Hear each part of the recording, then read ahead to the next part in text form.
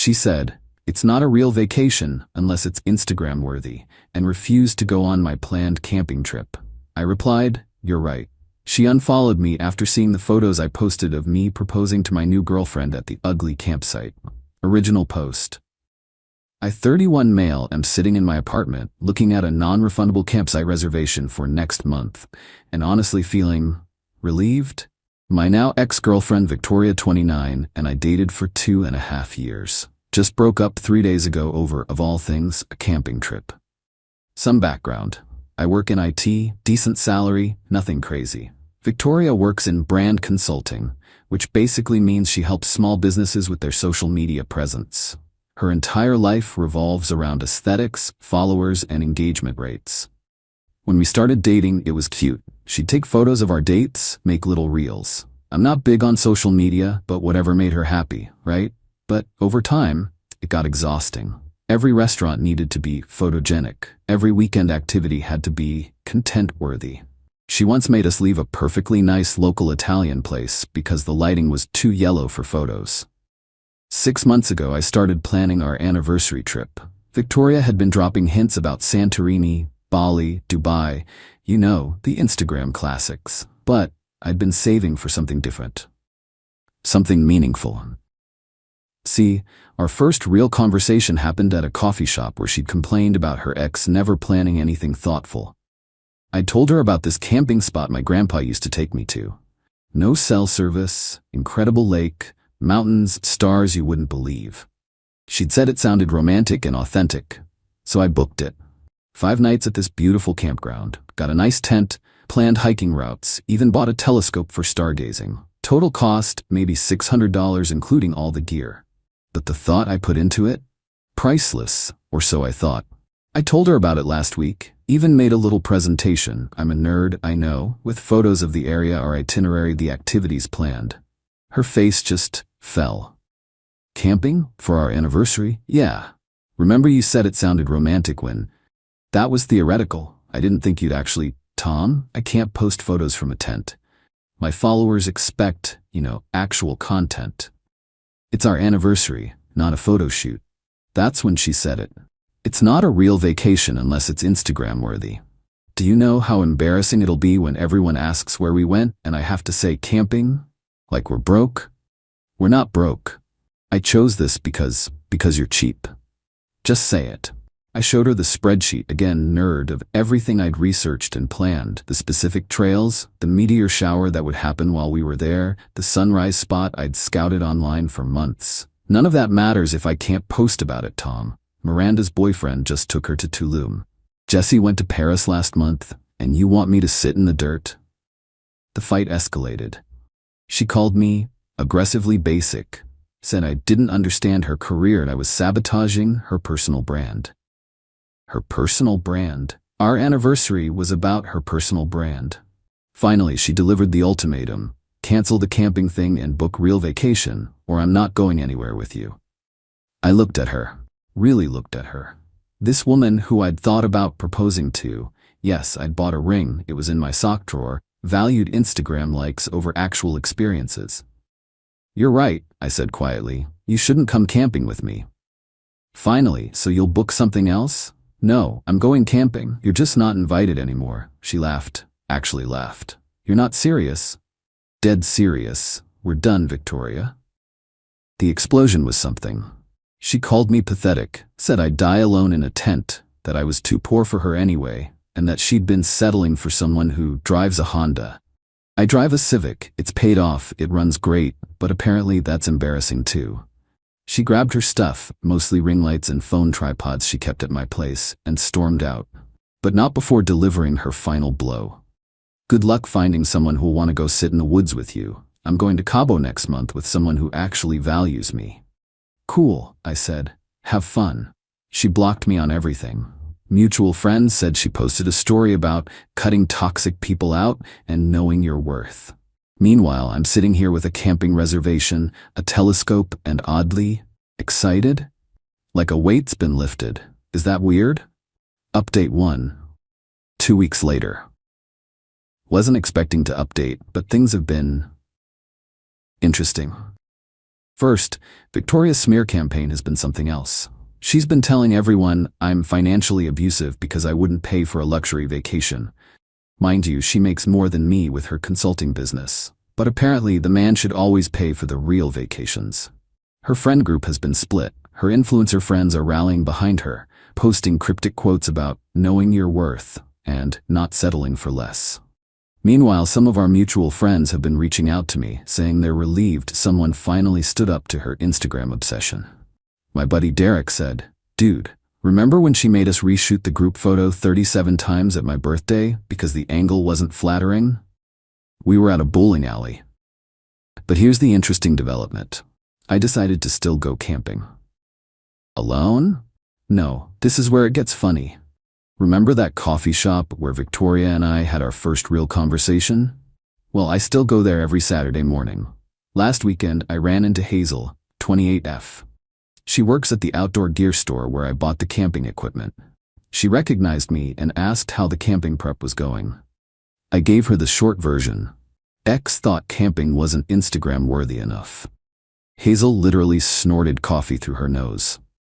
She didn't deserve the Perseids meteor shower anyway. She knew about the meteor shower. This woman knew the actual astronomical event I'd planned the trip around. We talked for 2 hours. About hiking, about nature, about how she deleted Instagram last year because it was killing her ability to actually enjoy moments. She showed me photos on her actual camera, not phone, from her last backpacking trip. They were stunning, but she hadn't posted them anywhere. "What's the point?" she said. "The mountain doesn't care about likes." Before I knew it, I was asking if she'd like to come camping. As friends, just friends. She knew the area, loved astronomy, and honestly, after Victoria, I needed to be around someone who could exist without documenting it. She said yes immediately. "I've been wanting to see the Perseids from elevation. This is perfect." Meanwhile, Victoria's Cabo trip? Yeah, about that. The someone who was taking her? Turned out to be this crypto guy named Bradley she'd met at a networking event. He'd been sliding into her DMs promising yacht parties and private villas. According to her ex-friend Natalie, who reached out to me with tea, Bradley's promises were exaggerated. He's staying at an Airbnb. Nothing wrong with that, but not the private villa promised. The yacht party was a sunset booze cruise with 50 other people, and his crypto portfolio apparently crashed last month. Victoria's been posting anyway, but Natalie said she's been complaining in their group chat about having to pay for her own meals and how Bradley keeps asking to borrow money for investments. The best part? She tried to make me jealous by posting a story of the sunset with "living my best life with someone who values luxury." I didn't see it, blocked, remember?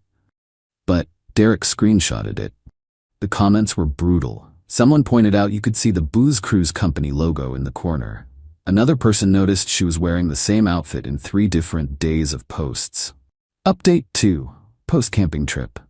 Just got back from the camping trip. I need to share this because the level of petty from Victoria's side has reached new heights, but also, life has taken an unexpected turn. First, the camping trip with Hazel was incredible.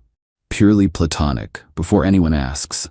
We were literally in separate tents. But this woman knew exactly when the meteor shower would peak, brought her own telescope, way better than mine, and taught me how to do long exposure photography with her old film camera. We hiked 15 miles total, saw 3 bears from safe distance, jumped in the lake at sunrise, and had the kind of deep conversations you can only have when there's no cell service to distract you. She told me about her dad, who was a park ranger, how she grew up in nature, and why she chose to work at an outdoor gear store even though she has a master's in engineering. "Life's too short to spend it in a cubicle," she said while we watched the sunset over the mountains. I posted exactly 3 photos when I got back to civilization. 1, the sunrise over the lake. 2, the meteor shower, Hazel's long exposure shot that looked professional. 3, a selfie of us, platonic, at the summit. Both looking exhausted but happy. Caption: "Sometimes the best moments can't be captured in pixels." Within an hour, my phone exploded. Victoria had apparently been stalking my profile through her friend's account. She went nuclear. Created a whole story series about how I was rebounds already and probably cheating the whole time. Said I manipulated her into breaking up so I could be with that granola girl. Then came the texts from a Google Voice number. Really? Her? She's not even pretty. That campsite looks like where murderers hide bodies. Bet she doesn't even have followers. You downgraded so hard. Have fun being poor in the woods. I didn't respond.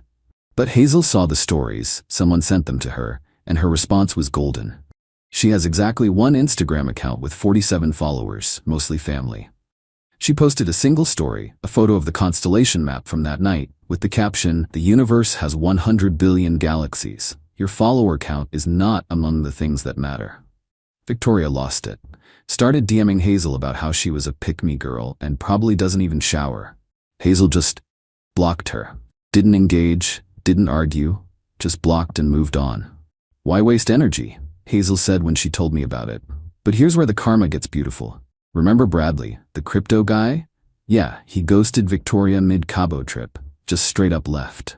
She had to pay for her own hotel for the last 2 nights and change her flight. But wait, it gets better. She'd been posting all these luxury lifestyle photos, tagging brands, trying to look like an influencer. One problem, she'd been staging photos in the hotel lobby and pool area of a resort she wasn't staying at. The actual resort saw her tags, investigated, and put her on blast for trespassing and false advertising. They threatened legal action if she didn't take down all the photos. Her personal brand took a massive hit, lost about 3,000 followers in 2 days. Brands she was working with pulled out. Her consulting business started getting negative reviews from people calling her a fraud. Meanwhile, Hazel and I have been hanging out, still just friends. We go hiking every weekend. She's teaching me rock climbing. I'm teaching her coding. She's interested in switching careers.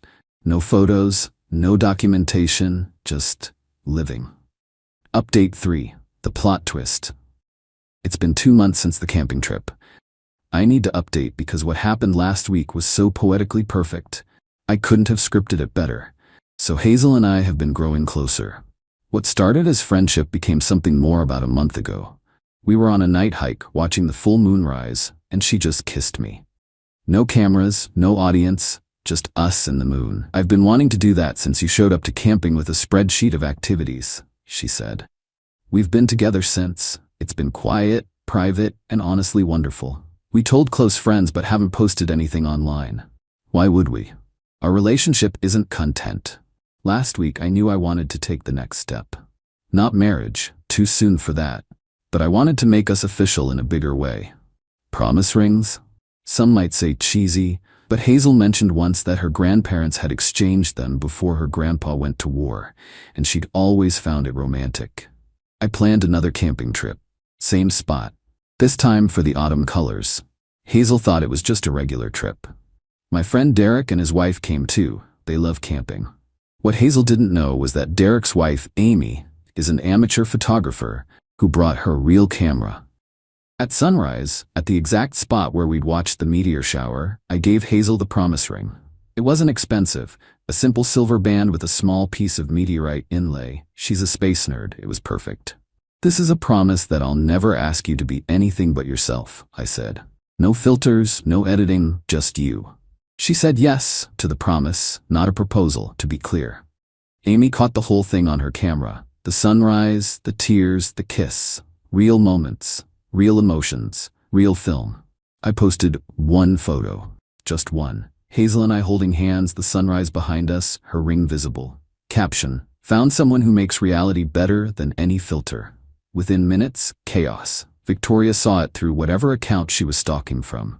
The meltdown was visible from space. She made a TikTok, yes, a whole TikTok, about how I was clearly doing this to hurt her and how pathetic it was to propose at the same trashy campsite she'd rejected. But here's the thing, her engagement was embarrassingly low. Like 200 views low. Turns out, after the Cabo disaster and resort scandal, her influence had cratered. Meanwhile, my single photo got more genuine engagement from my 189 followers than she'd seen in months. Then she made a critical mistake. She tagged Hazel's work account, trying to expose her as someone who steals other women's men. Hazel's boss saw it. So did their customers. And you know what happened? Nothing. Because Hazel's boss is a 60-year-old outdoorsman who doesn't give a crap about Instagram drama. But he did care about harassment. He sent Victoria a cease and desist letter from their company lawyer. Victoria then tried to rally her remaining followers to leave bad reviews for the outdoor gear store. It backfired spectacularly. The outdoor community rallied behind the store. Their sales actually went up. They started selling reality filter stickers that Hazel designed. They sold out in 2 days. Final update. It's been 6 months since the original breakup. Time for the final update. Victoria's life has evolved. After the cease and desist, she tried to rebrand as a wellness influencer who'd survived narcissistic abuse. That lasted about a month before people found her old posts making fun of granola girls and poor people hobbies like camping. She then pivoted to being a business coach, charging $500 for consultations on building a personal brand. From what I hear, she's had exactly 2 clients, both of whom asked for refunds. Last I heard through the grapevine, she'd moved back in with her parents and was working at her dad's accounting firm doing data entry. Her Instagram is now private with about 300 followers. The most recent public post was her selling her ring lights and camera equipment on Marketplace. As for Bradley, he got arrested for crypto fraud. Turns out his investments were just a Ponzi scheme. Victoria wasn't named in the investigation, but being associated with him was the final nail in her influencer coffin. Now for the happiness part. Hazel and I just moved in together. We found a little house with a big backyard where we can see the stars. No homeowners association to worry about aesthetics, just space for her telescope and my camping gear. We've started a small side business together, teaching astronomy camping workshops. No social media marketing, just word of mouth and a simple website I built. We're booked solid for the next 3 months. Remember that ring I'd bought for Victoria? I sold it, used the money to buy a better telescope for Hazel, and donated the rest to the National Parks Foundation. Last weekend we went back to the campsite. Same spot, 3rd time. This time, no big gesture, no camera, no documentation. Just us, the stars, and a bottle of wine. You know, Hazel said, Victoria was right about one thing. What's that? This place isn't Instagram worthy. No? No, it's better. It's life worthy. She was right. We laid there, watching satellites pass overhead, and I realized something. Victoria needed constant validation through likes and follows because she didn't actually like herself. Every moment had to be curated because the real moments weren't enough for her. But real moments? They're everything. The way Hazel gets excited about cloud formations. How she can name every constellation but always forgets where she put her car keys. The fact that she has exactly 7 photos of us on her phone and they're all terrible because we're laughing too hard in each one. That's life-worthy. That's real. Oh, and the promise ring? Hazel wears it on a chain around her neck when we're climbing so it won't get damaged. Sometimes I catch the sunlight hitting it, creating tiny rainbows. No camera could capture how perfect that imperfect moment is. Victoria unfollowed me from her fake account after the promise ring photo. But honestly, I'd forgotten she was watching anyway. Too busy actually living to worry about performing life for an audience. To anyone still reading, put down your phone. Go outside. Watch a sunset without recording it. Have a conversation without tweeting it. Fall in love without announcing it. Reality is waiting, and it doesn't care about your follower count. Peace out, Reddit. This account is going dark. Life's calling, and it doesn't have Wi-Fi.